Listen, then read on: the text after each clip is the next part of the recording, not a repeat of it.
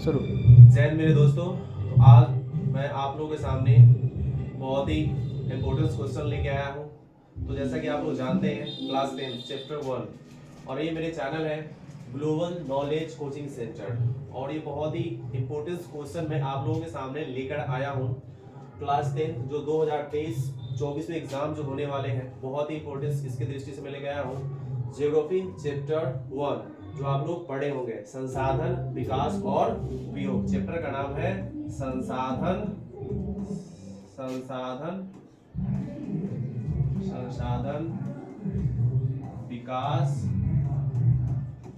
और उपयोग।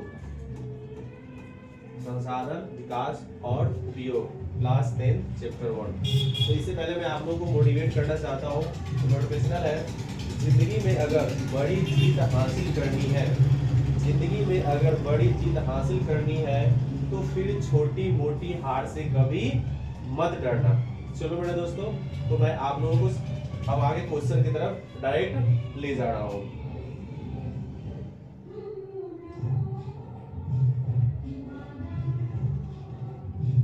तो ये हमारा क्वेश्चन है भारत संसाधन एवं उपयोग लघु प्रश्न। ठीक है, लघु प्रश्न आप लोग बताने जा रहा हूँ। पहला क्वेश्चन है खनिज के संरक्षण एवं प्रबंधन जो है, प्रबंधन से आप क्या समझते हैं? खनिज के संरक्षण एवं प्रबंधन से आप क्या समझते हैं? तो इसका उत्तर है संसाधन संसाधन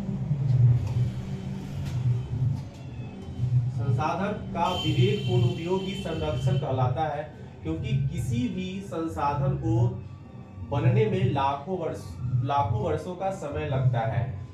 इसके विपरीत संसाधन प्रबंधन एक जटिल प्रक्रिया है। इस उत्पादन से लेकर उपयोग तक शामिल किया जाता है।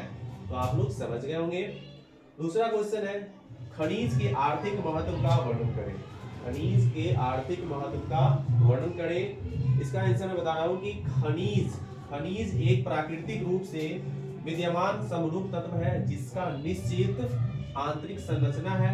हमारे जीवन में खनिजों का विशेष आर्थिक महत्व औद्योगिक उत्पादन के लिए खनिज एक आधारभूत जरूरत होती है। इसके अभाव में न तो किसी उपयोग एवं न किसी राष्ट्र के विकास की कल्पना की जा सकता है। तो ये आपका 2 क्वेश्चंस समाप्त हुए। सॉरी, जो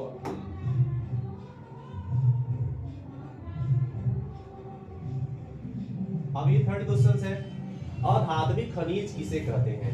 उदाहरण देकर इसको हम समझा दिए हैं। वैसे खनिज जिसमें धातु अंश का अभाव होता है और भंगुर प्रकृति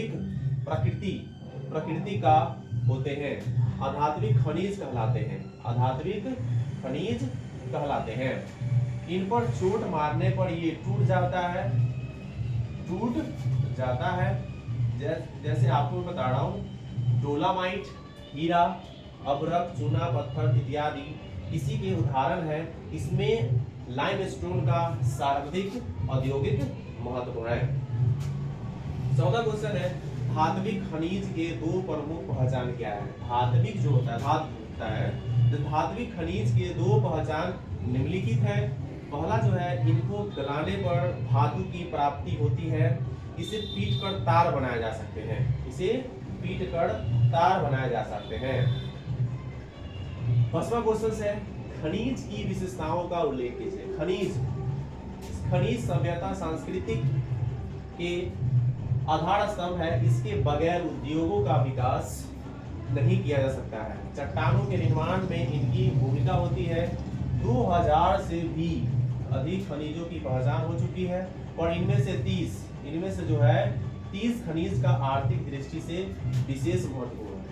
धातु की उपलब्धता के आधार पर खनिज 2 प्रकार के होते हैं। ठीक है, अगला क्वेश्चन है मैंगनीज के उपयोग पर प्रकाश डालिए। मैंगनीज, आप इसका आंसर है मैंगनीज एक अत्यंत उपयोगी खनिज पदार्थ है।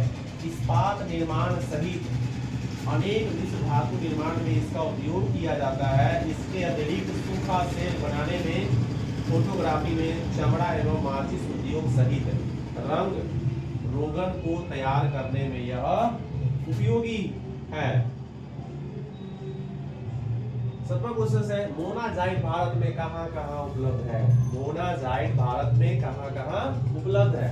तो इसका आंसर है मोनाजाइट केरल राज्य में। मोनाजाइट जो है वो केरल राज्य में, मोनाजाइट जो है वो केरल राज्य में जो है प्रचुर मात्रा में पाया जाता है। इसके अतिरिक्त तमिलनाडु, आंध्र प्रदेश, उड़ीसा आदि राज्यों के तटीय भागों में खनिज का उत्खनन होता है। खनिज का उत्खनन जो है हो रहा है। 8वां क्वेश्चन है जलोढ़ मृदा से क्या समझते हैं। इस मृदा में कौन कौन सी फसल उगाई जा सकती है।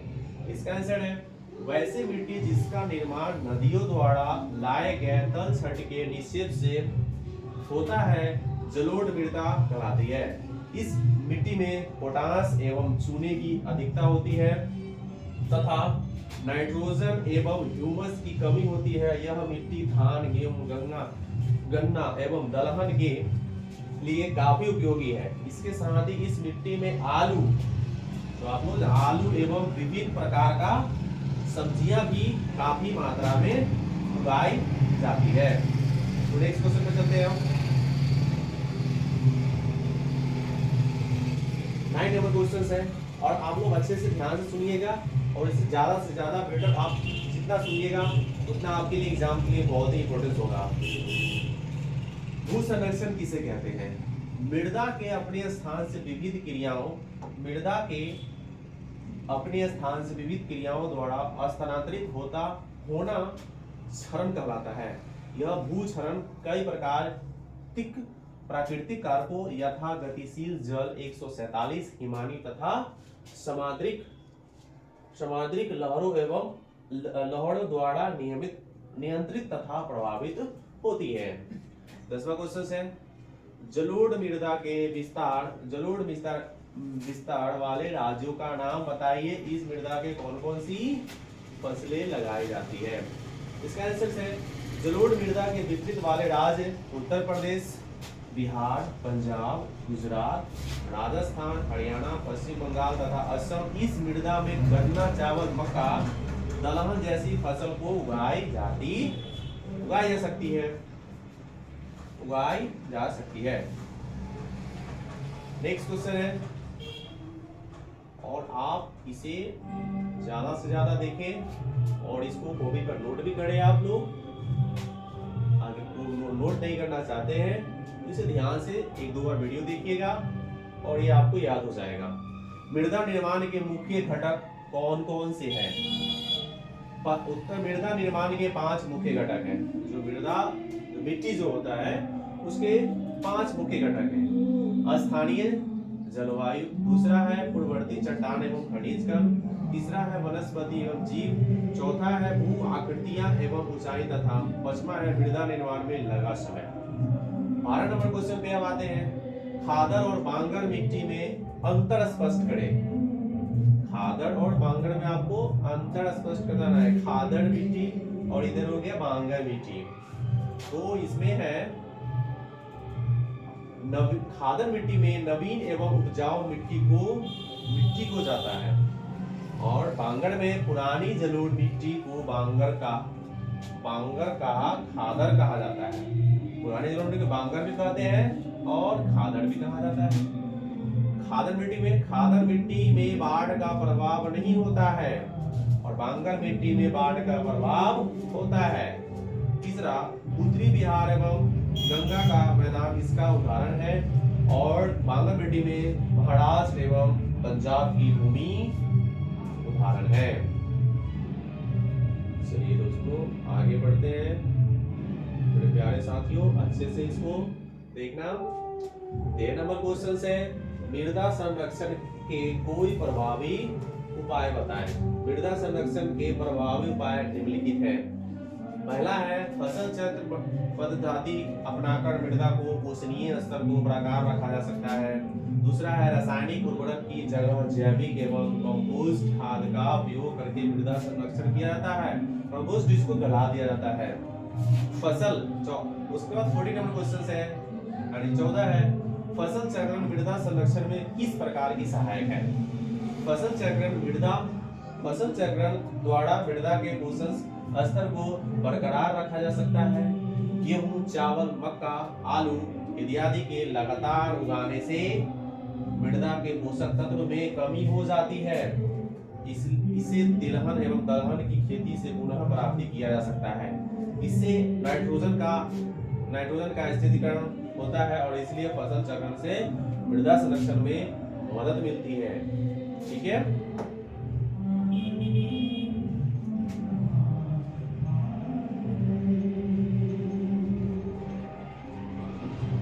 15 नंबर क्वेश्चन है, समुद्र कृषि से आप क्या समझते हैं? जब पर्वतीय क्षेत्रों या ढलानों पर वृत्ताकार रूप में खेत की जुताई कर कृषि कार्य किया जाता है तो उसकी आकृति समुद्र रेखा की तरह दिखाई पड़ती है। इस प्रकार के खेतों के पोषणीय